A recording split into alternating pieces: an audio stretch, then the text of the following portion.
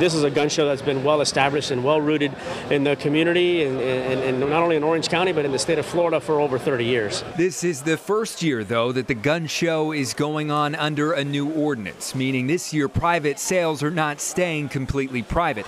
Orange County commissioners passed that ordinance last week, calling for anyone buying a gun here from a private seller to undergo the same background check they would if they were buying from a vendor. Up until recently, there have been some private sales going on, but now, they're passing these new ordinances to stop that, and it's pretty much going to put an end to any talk about a gun show loophole. Vendor Shoot Straight is conducting the background checks for private sales at the show. The sellers here tell us they don't expect the change to have too big an effect on the show overall, since they say most people buy from vendors anyway.